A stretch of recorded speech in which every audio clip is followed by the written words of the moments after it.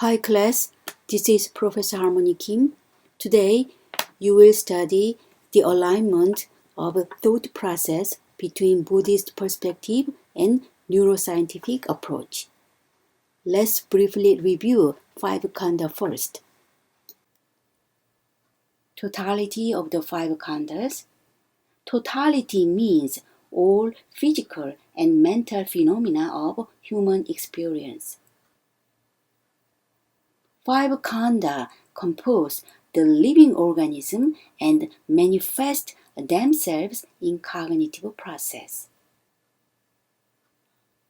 In Mahabhuta Sutta, five khandhas are enumerated as rupa for physical aggregate, vedana for feeling, sanya for a perception or identification, sankhara for mental formation or mental fabrication, vijnana for self-awareness.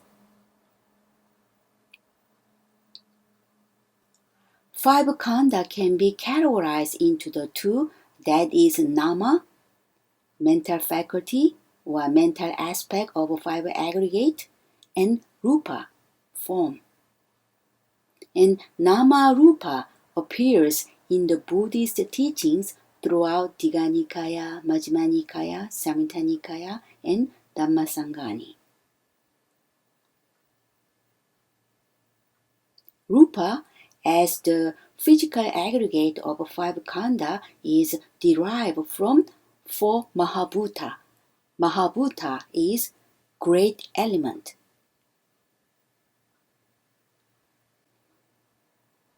Rupa is derived from four great elements. What kind of abstract concept of each element represent?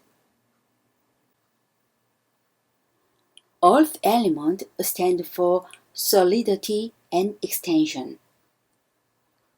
Water element stands for fluidity and cohesion. Fire element stands for temperature of cold and hot. Wind stands for distension and mobility. Therefore, rupa can be interpreted in two types. One is sensorial aspect and materialistic aspect. Sensorial qualities are not considered properties of material entities. Each element, such as earth, water, fire, wind, you might think that those are all material. It seems to not include sensorial qualities. That is more like a Western point of view. In Buddhism, there's no dualistic concept such as mind and matter are separated. In Buddhism, sensorial aspect and materialistic aspect, they go together.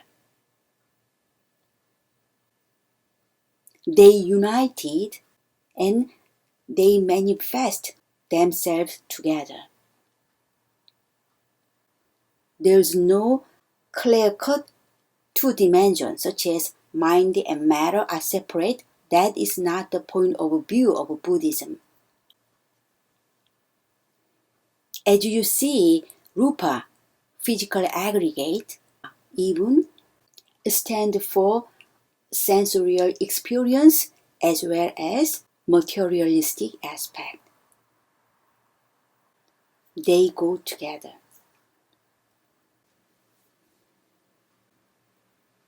If we investigate the cognitive process according to the progression of each constituent of five khandha, these generate the interpretation of a cognitive process in the two levels. One is macro level, the other one is micro level.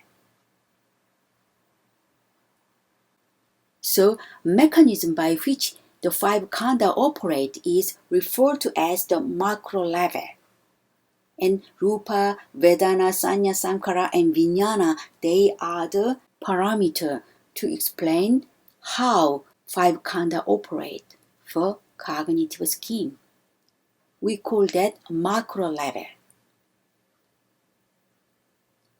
Micro level of cognitive process will examine momentariness between mental and physical phenomena based on rupa. So, cognitive scheme based on the moment is referred to as the micro level cognitive process. It includes momentariness, and micro level is more focused on the rupa rather than the restful mental faculty such as nama. So, micro level of cognitive process will examine momentariness between mental and physical phenomena based on rupa. Let's examine the corresponding steps of cognitive processes. The analysis of a sensory process in early Buddhist text is mapped from the Madhupindika Sutta. Madhupindika Sutta in Majjhima Nikaya expounds how the unskillful habit of the mind arises by introducing the cognitive path in a way that when there is the eye, when there are form, when there is eye consciousness, it is possible that one will delineate a delineation of contact. When there is a delineation of contact, it is possible that one will delineate a delineation of feeling, Vedana. When there is a delineation of feeling, it is possible that one will delineate a delineation of perception, Sanya. When there is a delineation of perception, it is possible that one will delineate a delineation of thinking, Samkhara. When there is a delineation of thinking, it is possible that one will delineate a delineation of being assailed by the perception and categories of objectification, kinds of vijnana. So it starts from I, rupa, then it progressed to feeling, vedana, then progress to sanya, perception, and progress to thinking, samkhara, and vijnana, perception and categories of objectification. The first paragraph is for the visual cognition, for hearing, smelling, tasting, and touching will occur same pattern, such as it starts from rupa and progress to vedana, feeling, progress to sanya, perception, progress to thinking, samkhara, then categories of objectification, vijnana. This pattern will occur for other sensible cognition. And this is for mind. When there is the intellect, when there are ideas, when there is intellect consciousness, it is possible that one will delineate a delineation of a contact.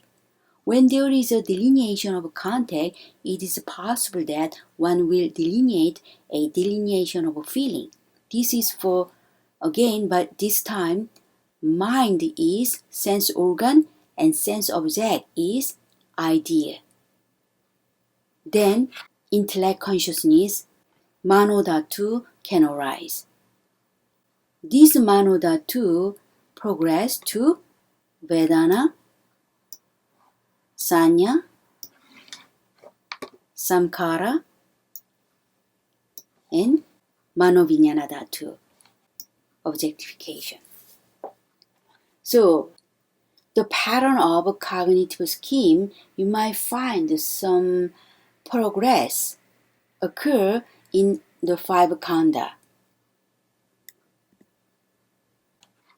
Here is five khandha: Rupa, Vedana, Sanya, Samkhara, and this is from Madhupindika Sutta, Mahasatipadana Sutta, Abhidhamma, and Chachaka Sutta.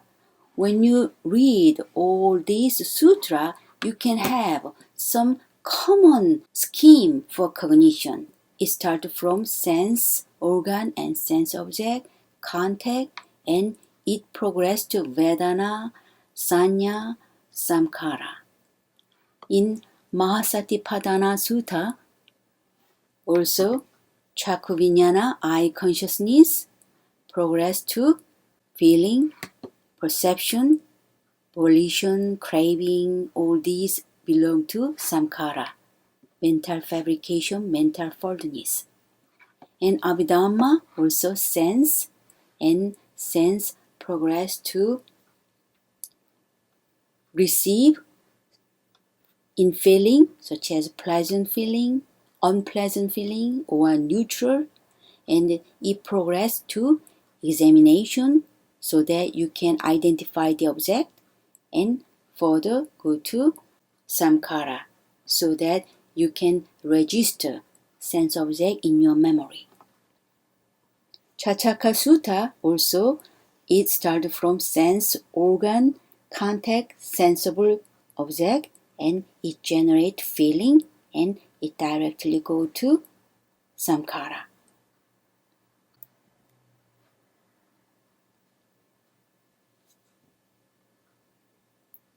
In my early talk, the five khandha can be categorized into nama and rupa. Rice Dave addressed that five khandha are formed by later insertion from body and vijnana.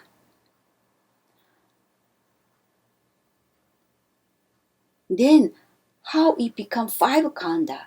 Why the two entities, nama and rupa, develop into five rather than 3, 4, or 6 or 7?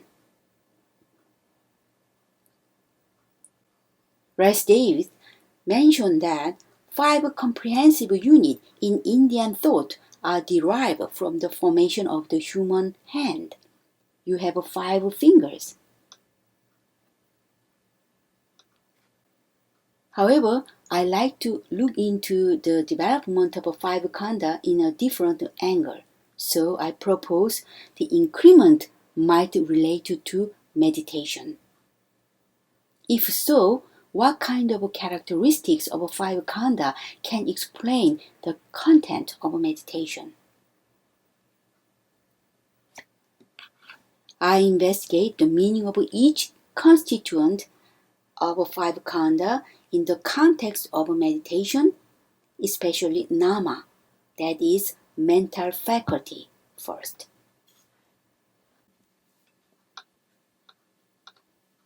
Routine mode of cognitive process can occur in a sequence of rupa to vedana to sanya, samkhara to vijnana, which recognize surrounding phenomena in a general mode.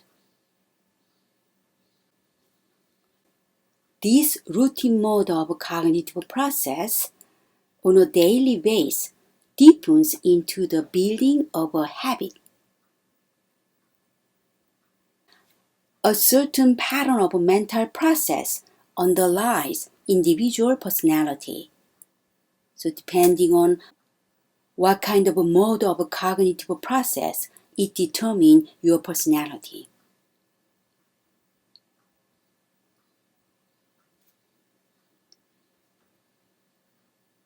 If you want to change someone's character, it requires a great effort to change the habitual tendency. Our cognitive scheme operates rapidly and by default. Thus, people find themselves in the stream of built-in thought process.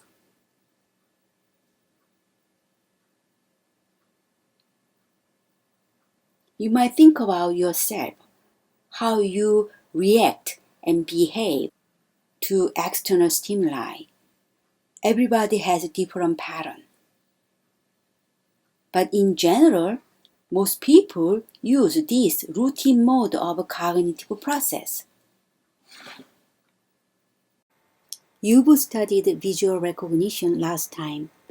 We will briefly go over neuronal pathway for visual recognition in order to align the process of visual cognition between Buddhism and neuroscience.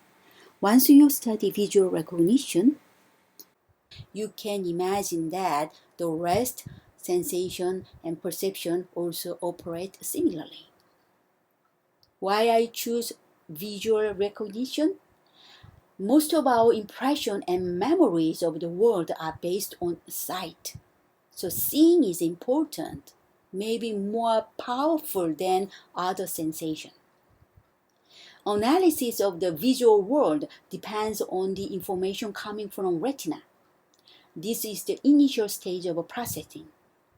How can the external world be translated into our visual experience by way of electrical signals that are initiated in the retina and then travel through the optic nerve toward the brain? How image can be built on the retina? When you look at the candle light, actually the image of a candle light on retina is inverted. So image built on the retina is inverted. But when you look at the candlelight, you will see the same orientation of a candlelight object. The optical image that falls on the retina is reversed by the lens, but is faithful representation of the external world. In other words, we see the same orientation of object.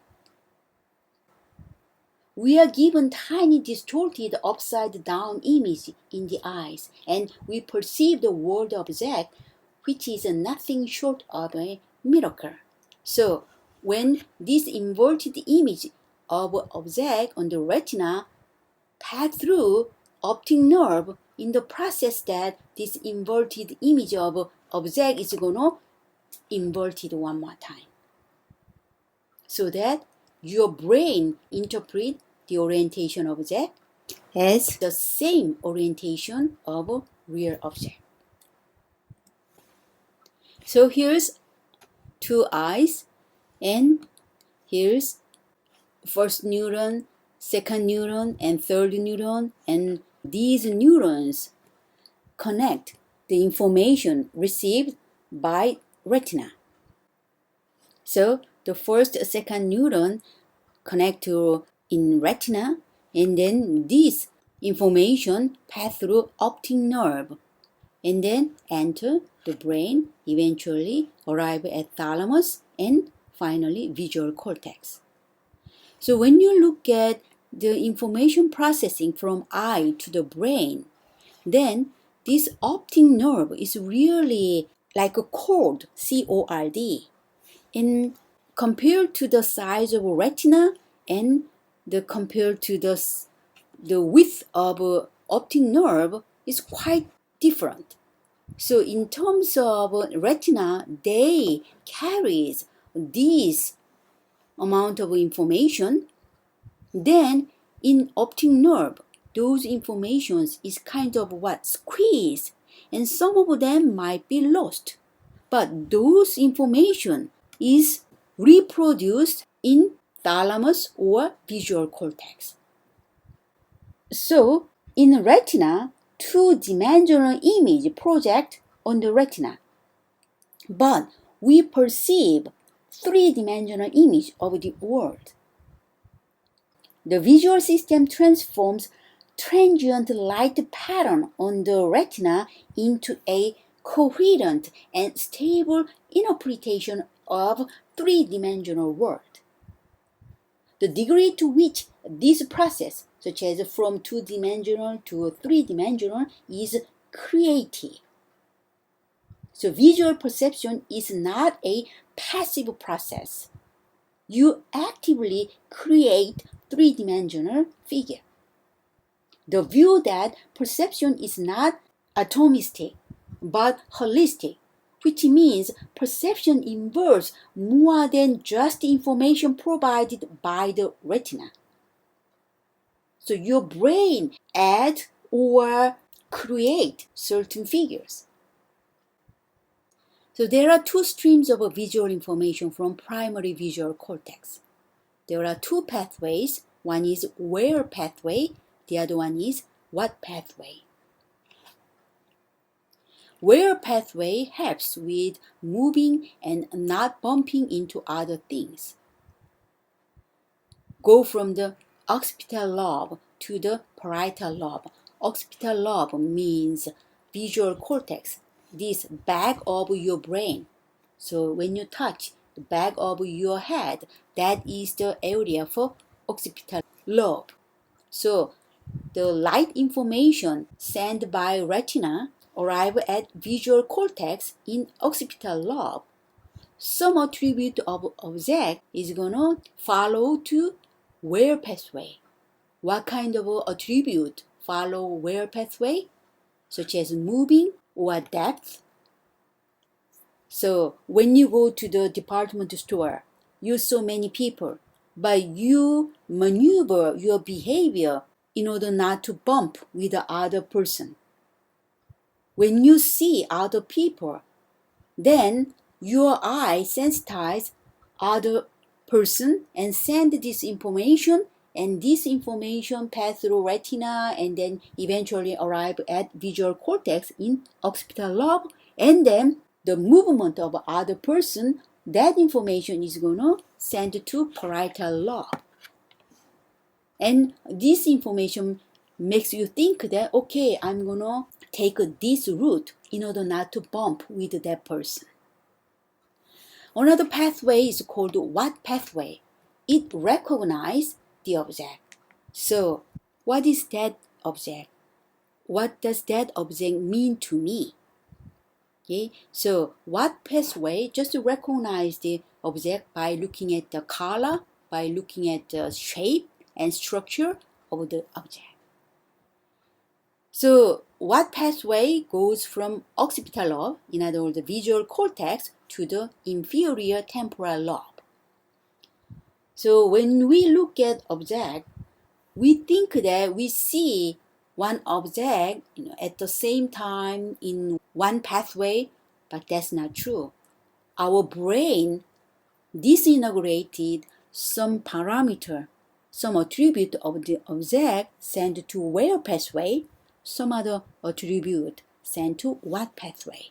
But these several attributes eventually merge and integrate in your frontal cortex, and then you think that you are seeing those same object at the same time. Actually, inside the brain, there is some kinds of a visual operation take place in a complex manner. So when you look at visual cortex or occipital lobe, some attribute of that object follow where pathway. Some attribute of that object, such as shape, structure, and color, those information goes to what pathway. Eye is located here, and here's back of head. How we can have a perception? There's two kinds of modulation take place. One is top-down modulation and bottom-up modulation. Bottom-up processing is more like sending information, visual information toward the visual cortex.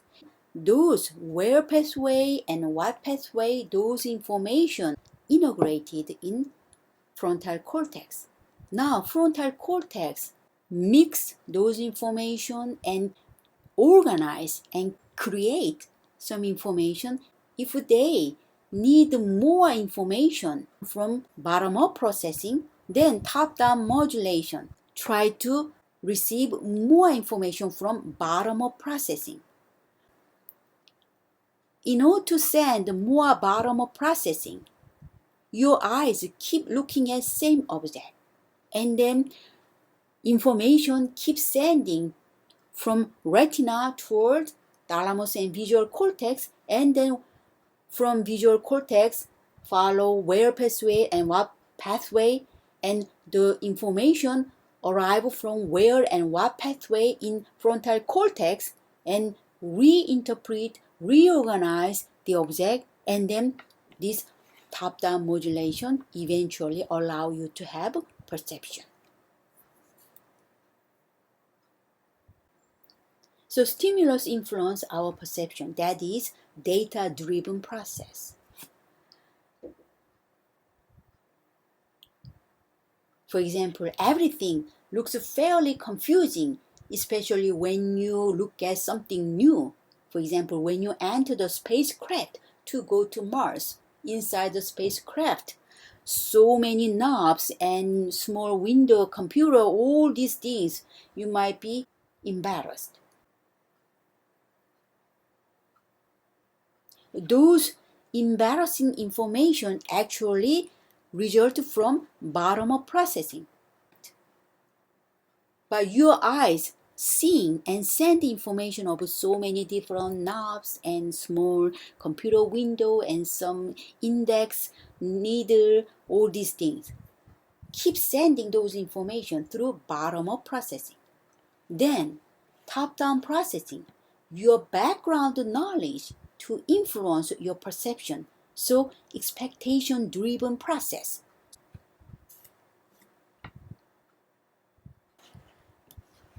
Visual cortex, where pathway and what pathway, those information arrive in frontal cortex.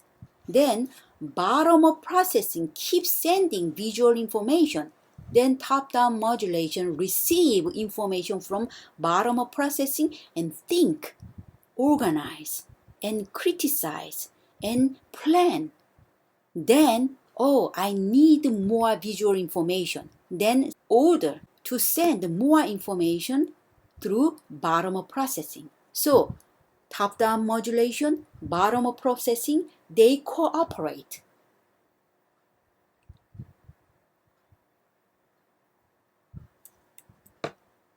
One more time, bottom-up processing is for object recognition or situation recognition. Combine features into more complex forms, and bottom-up processing allow you to detect specific feature by looking at their shape, structure, color, and movement. Top-down processing, the main job of top-down processing is formulate hypotheses about the stimulus as a whole. Actually, you receive movement information separate, and you receive shape, structure information separately from information of color of the object. But top-down processing is interpret all these information as a whole. And then top-down processing select and examine feature to check recognition. When you look at brand new object, you do not know what that new object. Then your brain receive the structure, color, movement, or depth, all these information separately by way of a bottom-up processing. Now all those informations arrive in frontal cortex and then try to combine them as a whole and then try to examine the feature of that object and recognize, this object is for remote control for TV. There are so many buttons, and so many different colors on the remote control, but each button has a different function, and then you recognize that object as TV remote control. The information of the location of brain activity is summarized in a way that V1 transmit visual information to V2, V3, V4, and V5. And V2 is involved in generating spatial discrimination. Therefore, V2 projects the signal onto V4 and V5. So you can see V2 transmit signal to V4 and V5. MT means V5. These two streams of visual information are integrating and conducting the sensory and motor information. The feedback pathway is assumed to take place in the circumstances that conscious experience is supposed to be outcome of top-down attention. It is claimed that feed-forward pathway is not sufficient to cognize our experience because a signal initiated from bottom-up stimuli cannot be strong enough to transfer to higher cortical areas. This means that the stimuli can be detected to the occipital lobe, where the attribute of the object, such as shape, color, motion, etc., can be perceived but not cognized.